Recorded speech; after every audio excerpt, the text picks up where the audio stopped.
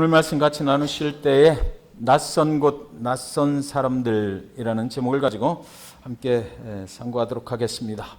우리가 살고 있는 이 플로리다에는 큰 높이가 아주 잘 하늘을 향해서 올라가는 그런 소나무들이 파인 추리들이 많이 있습니다. 저희 집 뒷뜰에도 그런 소나무들이 엄청 많이 자라고 있었습니다. 그래서 너무나 이게 허리케인도 오고 그러면 쓰러질 것 같아서 얼마 전에 다 뿌리채 다 잘라서 뽑아버렸습니다. 그랬더니 이제 문제가 생겼는데 비가 조금만 오면 우리 집 뒷뜰이 완전히 홍수가 나는 것입니다. 그래서 그 나무를 다 뽑아내고 나서 보니까 그 나무들이 얼마나 많은 물을 빨아들이고 있었는지를 알게 됐던 것이죠. 나무 속에서는 쉴 새 없이 땅에서 물을 빨아 올리는 것입니다. 겉으로 보기에 나무는 그냥 서 있는 것 같지만 나무 안에서는 쉴 새 없이 끊임없이 뿌리를 통해서 땅속에 있는 그 물을 그 나무 속으로 빨아 올려서 그 수액을 만들어서 나무가 생존해가는, 성장해가는 그 액을 만들어내는 것이에요. 나무는 하늘을 향하여 그 힘으로 치솟아 오르는 것이죠. 겉으로 보면 그냥 나무 껍질만 있고 언제 자랐는지 또 이렇게 쑥쑥 자라 올라가지만 아무것도 안 하는 것 같지만 사실은 그 속에서 쉴 틈 없이 한 번도 쉬는 적이 없이 그 생명이 살아있는 한 그 물을 흡수해서 수액으로 변화시켜서 나무가 생존해가고 성장해 가는 것이에요. 아주 작은 나무였는데 그래서 몇 년이 지나고 나서 보면 훌쭉 커 있는 것을 우리는 볼 수가 있게 되는 것이죠. 이것을 시인 릴케는 기다림이다 이렇게 표현을 했습니다. 기다림은 마음 깊은 곳에 있는 것입니다. 보이지 않는 것입니다. 참고 인내하는 것입니다. 쉴 틈 없이 그 속에서 성장을 위해서 노력해가는 것, 그것을 갖다가 시인 릴케는 기다림이다 이렇게 표현을 했던 것입니다. 요셉은 하나님이 주신 꿈을 꾼 사람이에요. 그리고 요셉은 형들의 미움을 받아서 구덩이에 던져졌던 사람입니다. 요셉은 이스마엘 상인들에게 이끌려서 은 20에 팔려나갔던 그런 사람입니다. 요셉은 시위대장 보디발의 집에 종으로 팔려갔어요. 그 집에 총무를 맡게 되었고 보디발의 아내의 유혹을 받게 됐습니다. 억울한 누명을 써서 그 유혹을 거절했다가 감옥에 가게 됐던 사람입니다. 감옥에서 애굽의 왕을 섬기던 술관원과 떡관원을 섬겨야 됐어요. 술관원이 감옥에서 나갈 때 당신이 나 죄 없는 것을 아시니까 나가면서 나를 좀 구해달라고 그랬지만 그는 술관원이 나간 후로 까마득하게 잊혀진 세월을 살아야만 했던 것입니다. 그러나 요셉은 어느 날 애굽의 국무총리가 됐다고 성경에 기록하고 있어요. 정든 가족의 버림을 받아야만 했던 사람입니다. 낯선 땅, 낯선 사람들 속에서 살아야만 했던 사람이에요. 그렇게 살아온 세월이 13년이 되었습니다. 낯선 땅, 낯선 사람들 속에서 전혀 예상할 수 없었던 그런 상황을 겪어나가야만 했던 그런 사람이었습니다. 요셉은 어떻게 그 상황들을 견딜 수 있었을까요? 39장 1절에 요셉이 이끌려 애굽에 내려가매 바로의 신하 친위 대장 애굽 사람 보디발이 그를 그리로 데려간 이스마엘 사람의 손에서 요셉을 산이라. 이 문장은 39장의 첫 번째 문장입니다. 그런데 이 39장의 첫 번째 문장은 원문에는 두 문장으로 나누어져 있는 거예요. 요셉이 이끌려 애굽에 내려갔다. 그리고 나서 바로의 신하 친위 대장 애굽 사람 보디발이 그를 그리로 데려간 이스마엘 상인들에서 그 요셉을 샀다. 이렇게 두 문장으로 되어 있습니다. 그러니까 39장 첫 번째 문장이 뭐예요? 요셉이 이끌려 애굽에 내려갔다라는 거거든요. 그리고 나서 39장 전체는 애굽에 내려간 후로부터 일어나는 일들에 대한 거예요. 그러니까 이 창세기의 저자는 의도적으로 요셉이 이끌려 애굽에 내려갔다는 문장을 39장 첫 번째 쓰고 누구에 의해서 요셉이 애굽으로 내려갔는지를 기록해 놓지 않았습니다. 우리 한국말 번역에는 언뜻 보면 이스마엘 상인들에 의해서 애굽으로 끌려 내려간 것 같지만 그러나 그 뒤에서 요셉의 인생을 주도하는 그 사람이 요셉이 이끌려 애굽에 내려갔다의 누가가 되는 것입니다. 그러니까 우리는 성경을 읽을 때 가만히 살펴보면 이 저자가 지금 의도하는 그 목적이 거기 있는 거예요. 이 성경을 읽는 39장 1절을 읽는 독자들이 과연 이 문장을 읽어나갈 때 누구를 생각하게 해야 되는가, 그것을 위해서 일부러 그걸 빼버린 거예요. 요셉이 이끌려 애굽에 내려갔는데 누구에 의해서 끌려 내려간 거야? 라는 생각을 갖게 만들었던 것입니다. 그래서 그 다음에 구체적으로 현실 속에서 벌어지는 일들은 바로 보디발이 그를 그리로 데려간 이스마엘 사람의 손에서 요셉을 산이나, 그러나 전체적으로 볼 적에 이끌고 내려간 사람이 또 있다라는 것입니다. 의도적으로 우리에게 누군가를, 요셉의 인생을 인도하는 사람이 누구인지를 생각할 수 있도록 저자는 그렇게 기록을 했던 것이에요. 이스마엘 상인들한테 보디발이 그 요셉을 사는 거잖아요. 그러니까 우연하게 이스마엘 상인들이 그 사막 가운데를 지나갈 때에 그 형제들이 이것 좀 사가라고, 은 20에 싼 값에 줄 테니까 얘 좀 사가라고 이래버리는 거예요. 우연하게 그런 사건들이 벌어진 것입니다. 이스마엘 상인들은 이게 웬 떡이야 하고 샀을 거예요. 그리고 나서 데리고 가는데 우연하게 보디발이라는 사람이 나타나가지고 시위대장이라고 밝히면서 우리 집에 종이 필요한데 내가 얘를 좀 샀으면 좋겠다 그러는 거예요. 그래서 이 사람들은 서로 주거니 사거니 했지만 그 뒤에는 그 상황을 조정하시는 분이 계셨다라는 것입니다. 39장 2절에 여호와께서 요셉과 함께 하심으로 그가 형통한 자가 되어 그의 주인 애굽 사람의 집에 있으니, 요셉에게는요 이제 종이 됐으니까 자신이 결정할 수 있는 일이 아무것도 없는 거예요. 주인이 하라는 대로 할 뿐입니다. 모든 권리를 다 빼앗겨 버렸어요. 그에게 꿈을 주신 하나님, 그를 애굽으로 이끌고 갔던 그 하나님, 그분께서 요셉의 인생 가운데 자기 스스로 할 수 있는 모든 것들을 다 빼앗아 버렸다는 거죠. 하나님께서는 그의 인생을 인도하시면서 그가 할 수 있는 모든 것들을 다 빼앗아 버렸어요. 아무것도 그는 가진 것도 없고 아무것도 그는 결정할 권리가 없는 것으로 몰아넣어 버렸던 것이에요. 그에게 꿈을 주신 하나님께서 그에게 그렇게 하셨거든요. 그러니까 무슨 얘기가 되는 것입니까? 그에게 꿈을 주신 하나님은 그에게 아무 권리도 주시지 않고 그를 통해서 다만 누구의 꿈을 이루어 가려고 하셨다? 하나님의 꿈을 이루어 가시려고 하셨다는 것이에요. 그가 온전히 하나님께 복종할 수 있도록 하시고 그가 온전히 하나님 아버지 앞에 아무것도 권리 주장을 못하게 만들어버려서 하나님이 그에게 주신 그 꿈을 하나님 스스로 이루어 가시려고 하셨다는 것입니다. 원인이 있고 결과가 있잖아요. 여기에 보면 여호와께서 요셉과 함께 하심으로 그가 형통한 자가 됐다 그래요.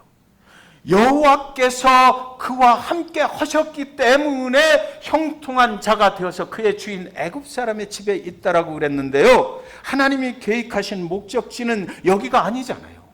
그렇죠? 여러분 다 알고 계시잖아요. 하나님이 목적하신 목적지는 거기가 아니에요. 보디발의 집이 아닌 것입니다. 하나님이 계획하신 목적지는 어디입니까? 요셉이 애굽의 총리가 되는 것이거든요. 그러니까 지금 잘 보세요. 하나님께서 아무 권리가 없이 아무 힘도 없이 만들어가지고 어디다 갖다 집어넣냐면 시위대장 보디발의 집에다 갖다 넣었어요. 그러니까 요셉이 거기서 종으로 살면서 무엇을 배웠겠는가? 그가 퇴근하고 집에 들어오면 아내하고 앉아서 식탁에 앉아서 밥을 먹으면서 오늘 궁궐에서 있었던 일을 얘기했을 거예요. 애굽의 궁궐에서 오늘 무슨 일이 있었나? 그것을 얘기하는 것을 이 요셉은 거기서 듣고 배웠을 것이라는 것이죠. 여러분, 우리가 생각할 때 우리가 지나가는 이 상황들은 너무나 힘들고 어려울 수 있어요. 그러나 하나님이 원래 계획하신 그 목적지에 다다랐을 때 이 모든 것들이 합해서 선을 이루도록 돼 있다라는 거죠. 예. 거기서 그는 그것을 배우는 거예요. 애굽의 궁궐로 갈 준비를 하나님께서 그곳에서 시키시는 거죠. 지금 알아듣게 했어요. 요셉이 거기에 안 왔으면 어떻게 그걸 배울 수가 있었겠느냐고요. 그 기회를 주신 거예요. 겉으로 보기에는 힘들고 어려운 종살이지만 그러나 그곳에서 그는 애굽의 궁궐에서 일어나는 일들을 매일같이 듣고 자랐을 것이다 라고 하는 것입니다. 노예의 신분, 그러나 그곳에 하나님의 뜻이 있었어요. 우리가 너무 힘들고 어려울 때 그곳에 하나님의 뜻이 있습니다. 여호와께서 요셉과 함께 하심으로 우리가 힘들고 어려워할 때 하나님이 우리와 함께 하심으로 하나님의 선하신 뜻을 이루어 갈 것이다 라는 것이에요. 여러분, 그런데 어느 날 그 보디발의 아내가 요셉이 젊고 아주 잘생겼거든요. 그러니까 하루 종일 같이 잤으면 좋겠다는 거예요. 그래서 그를 꾸준하게 유혹을 하는 것입니다. 요셉이 싫다고 그래도 자꾸 또 찾아오고 그러는 거예요. 유혹하고 또 거절하고 계속 이런 일들이 반복이 되는 것입니다. 다니엘과 그의 세 친구, 아까 그 기도하시던 집사님도 잠깐 기도하셨지만 우상에게 절하라는 명령을 받잖아요. 나는 절대 절하지 않겠어라고 생각하고 끝날 문제가 그들에게는 아니었어요. 절하지 않으면 풀무불에 던져서 죽여버리겠다라고 했기 때문입니다. 상황은 간단해요. 절하면 살고 절하지 아니하면 죽는 거잖아요. 지금. 자, 여러분 잘 들으십시오. 이런 경우 여러분 같으면 어떻게 하시겠느냐고요. 오늘 우리가 여기 예배하고 있는데 어느 누군가가 들어와서 총을 다 들이대고 하나님을 예배하지 말고 떠나 라고 하면 살려주고 그냥 예배하겠다고 하면은 다 죽여버리겠다. 이러면 여러분 같으면 어떻게 하시겠습니까? 여러분들은 목사가 어떻게 하나 그거 보고 따라 하시려고.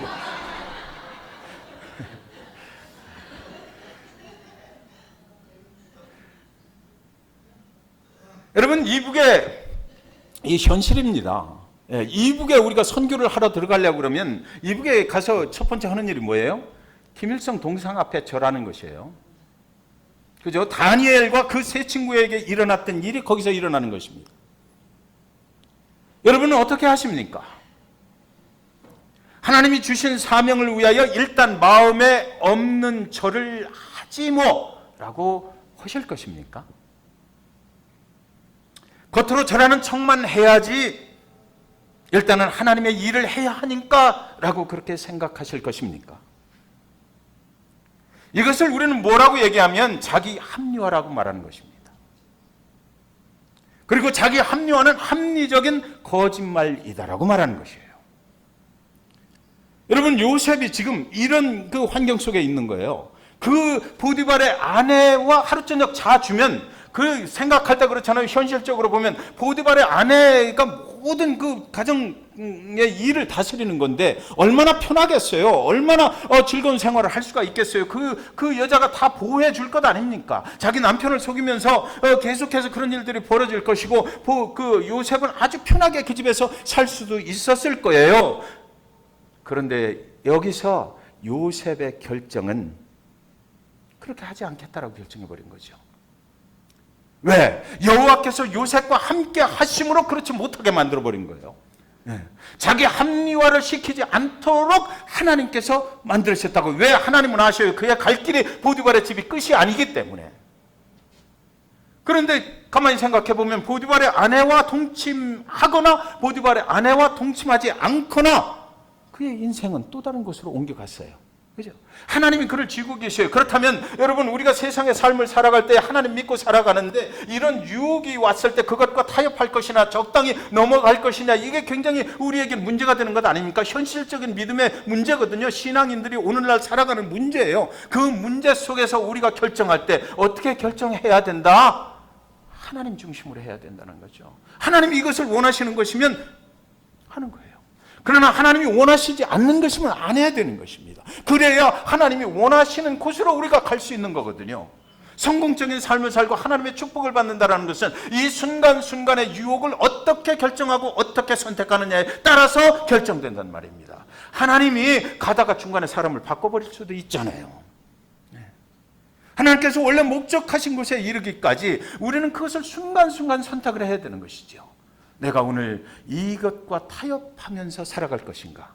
적당히 타협하면 잘 보이지도 않는데 적당히 속여 넘어가면 괜찮을 텐데 하나님 그분은 우리 눈에 보이지도 않는데 그것과 잠깐만 타협하고 나오면 나에게 굉장한 유익이 올 텐데 요셉은 얼마든지 보디발의 아내와 일단은 동침할 수 있었을 것입니다. 그러나 그것을 완강하게 거부했던 것이에요. 단호하게 그 유혹을 떨쳐버렸던 것입니다. 급해서 나올 때 옷가지를 하나 떨어뜨리고 나왔는데 그것이 올무가 됐어요. 여자는 남편에게 말하기를 저 젊은 요셉이 나를 유혹해서 나를 겁탈하려고 하다가 자신이 내가 반항을 하니까 이 옷가지를 떨쳐놓고 그냥 도망쳐버렸다 이래요. 남편이 분노해서 그를 감옥에 가두어 버립니다. 여러분, 요셉이 그 가정에 가정 총무로 있었거든요. 요셉은 그 가정에서 신임을 받고 있었어요. 정말 하나님이 함께 하심을 그들이 보고, 그래서 요셉에게 모든 권한을 내주고 잘 우리 집을 관리해 달라고. 그리고 나서 그 요셉이 있는 보디발의 집을 하나님께서 은혜를 주셔서 하나님이 아주 부자가 되게 했다 이래요. 그렇게 정을 쌓아왔던 그 정든 보디발의 집에서 갑자기 보디발의 아내가 낯선 사람으로 변해버린 것입니다. 갑자기 나는 너를 모른다 변해버린 것이에요. 내가 언제 너하고 그렇게 이렇게 종과 주인 사이에 정을 쌓아왔더냐. 갑자기 어느 날 낯선 사람처럼 변해버리고 요셉은 그 억울한 누명을 쓰고 또 낯선 감옥으로 들어가 버리는 것입니다. 그 길을 가야만 했어요. 요셉이 가는 길은 험난했어요. 가는 곳마다 새로운 곳입니다. 전혀 경험해보지 못한 낯선 곳이에요. 세상에서도 아주 안 좋은 곳으로 그는 갔어요. 그리고 그곳에 들어가서 낯선 사람들을 만나게 됩니다. 저와 여러분이 잭슨빌 역에 와서 살아가실 때 어떻습니까? 처음에 잭슨빌로 이사 오셨을 때 어땠어요? 이곳에 와서 낯선 직장, 낯선 사업, 낯선 사람들, 낯선 교회 그렇게 만나지 않으셨어요? 그곳에서 만났을 때 얼마나 두려웠습니까? 정든 곳을 떠나서 이곳에 와서 정착해 나가는 그 과정 속에서 얼마나 많은 또 상처를 받았어요. 39장 20절에 말합니다. 이에 요셉의 주인이 그를 잡아 옥에 가두니 그 옥은 왕의 죄수를 가두는 곳이었더라. 요셉이 옥에 갇혔으나 이래요. 여기 창세기의 저자는 그가 갇힌 감옥이 왕의 죄수들을 가둔 곳이었다라는 것을 강조를 합니다. 요셉과 함께 하신 하나님께서 그를 이곳으로 인도하셨다라는 것이에요.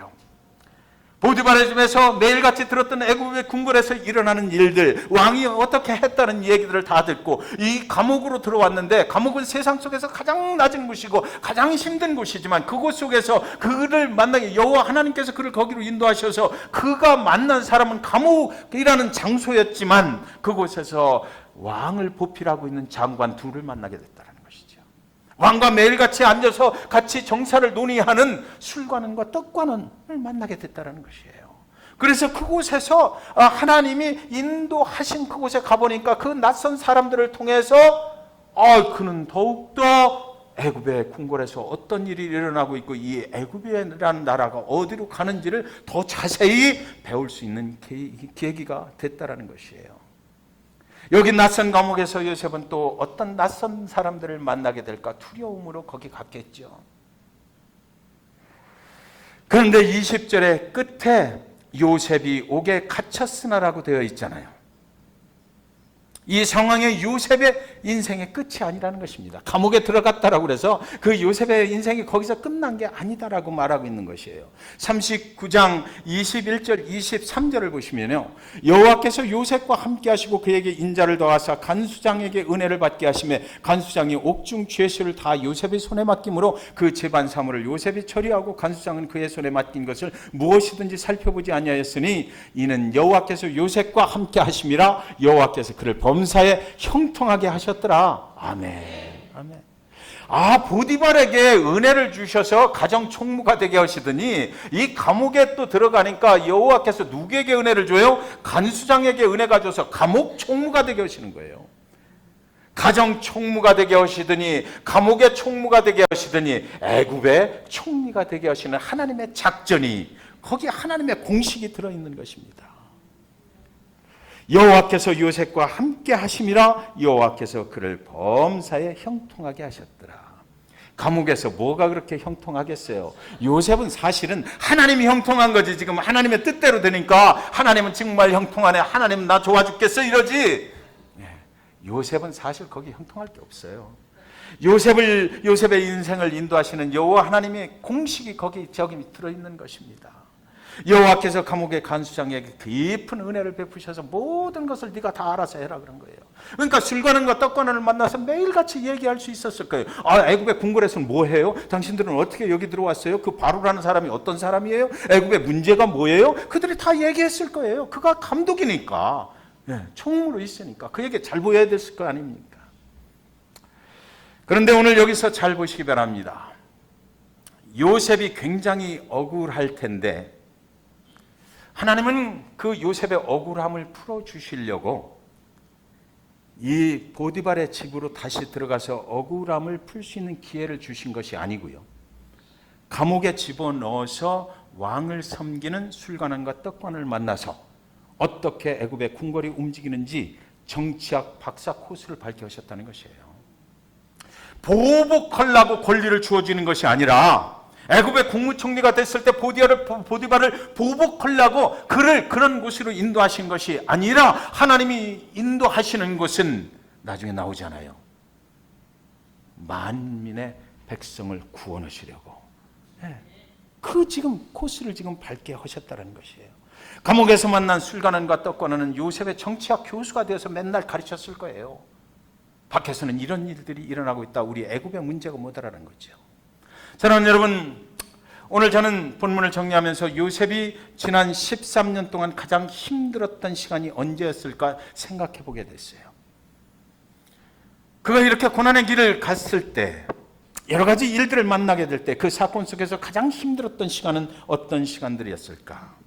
첫 번째는 형들에 의해서 구덩이에 던져질 때였다라고 저는 생각합니다. 세상에서 가장 믿었던 사람들이 그 순간 세상에서 가장 낯선 사람들로 변해버렸잖아요. 핏줄을 나는 한 가족인데 어찌 이렇게 사람들이 돌변할 수가 있을까? 그 순간 언제 보았느냐는 듯이 아주 낯선 사람들로 변해버린 형들의 그 얼굴을 평생 그는 잊을 수가 없었을 것입니다. 어느 날 보디발의 아내가 아주 전혀 나를 만나지 못했던 사람처럼 변해서 그에게 상처를 남기는 것이죠. 자신의 욕망이 채워지지 않자 보디발의 아내는 언제 보았느냐는 듯이 억울한 누명을 씌워서 그를 감옥으로 보내버렸어요. 감옥에 들어가서도 그는 최선을 다했습니다. 어떻게든 살아보려고 최선을 다했어요. 그러나 그를 구해주겠다고 약속했던 술관원은 나가서 까마득하게 그 요셉을 잊어버렸습니다.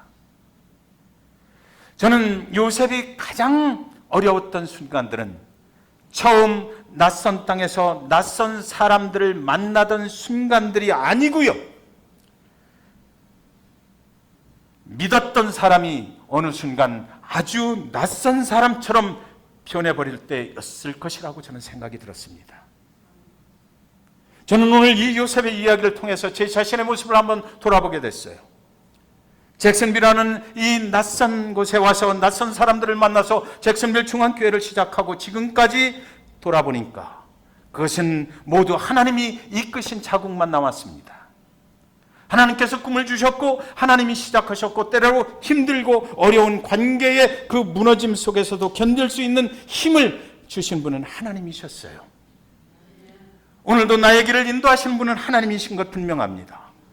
때때로 그동안 너무나 정들었던 사람들이 마치 요셉의 형들이 어느 날 낯선 사람들처럼 느껴질 때, 그리고 한 가족처럼 지내던 보디발의 아내가 요셉에게 했던 것처럼 낯선 사람들처럼 느껴질 때, 저는 오늘 이 본문 속에 있는 여호와께서 요셉과 함께 하심으로 그가 형통했다는 의미가 무엇인지 이해하게 됐어요.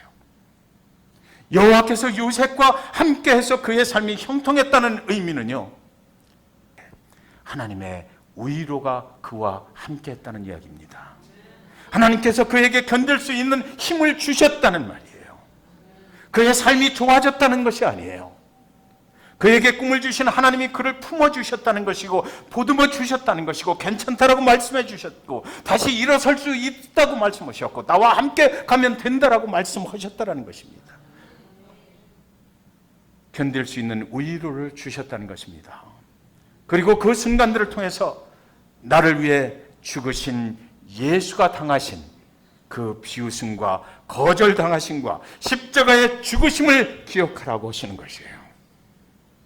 우리의 위로는 사람에게서 오는 것이 아니라 십자가에서 저와 여러분을 위해 죽으신 예수 그리스도 하나님의 아들로부터 온다는 것을 경험하는 것, 그것이 바로 여호와께서 그와 함께 하심으로 그의 인생이 형통하게 되었다라는 말의 의미라는 것을 저는 깨닫게 되었던 것입니다. 사랑하는 여러분, 요셉은 기다림의 사람이었어요. 낯선 곳에서 만나는 모든 사람들로부터 수많은 것들을 배우고 겉으로는 사람들에게 질질 끌려다니는 인생 같지만 그의 안에서는 하나님이 주신 꿈이 이루어질 그날을 손꼽아 기다리면서 참고 견디고 인내했던 사람, 그 사람이 바로 요셉인 것입니다. 오늘 나에게 붙여주신 사람들을 최선을 다해서 섬겼던 사람이잖아요. 그에게 주신 하나님의 꿈이 이루어지는 날 그는 이렇게 고백해요. 창세기 50장 20절, 당신들은 나를 해하려 하였으나 하나님은 그것을 선으로 바꾸사 오늘과 같이 만민의 생명을 구원하게 하시려 하셨나니. 사랑하는 여러분, 기다림의 끝에서 하나님의 꿈이 이루어지는 것입니다. 사랑하는 잭슨빌 중앙침례교회가 만민의 생명을 구원으로 인도하는 귀한 교회와 성도님들이 다 되시기를 주님의 이름으로 간절히 축원드리는 것입니다. 하나님 그분은 오늘도 신실하시고 하나님 그분은 우리에게 꿈과 비전을 주셨으면 그분이 이루실 것입니다. 때때로 힘들고 어렵지만 그분께서 함께 하시는 것을 믿으시기 바라요. 그분이 저와 여러분에게 주신 꿈을 통해서 이 땅 잭슨빌에 아직도 예수 그리스도를 모르고 살아가는 영혼들을 하나님 앞으로 인도하고 예수 그리스도의 이름으로 구원케 되는 그런 역사가 분명히 이루어질 날이 있을 것이라고 이 시간 믿고 하나님께 감사드리는 것입니다. 기도합니다.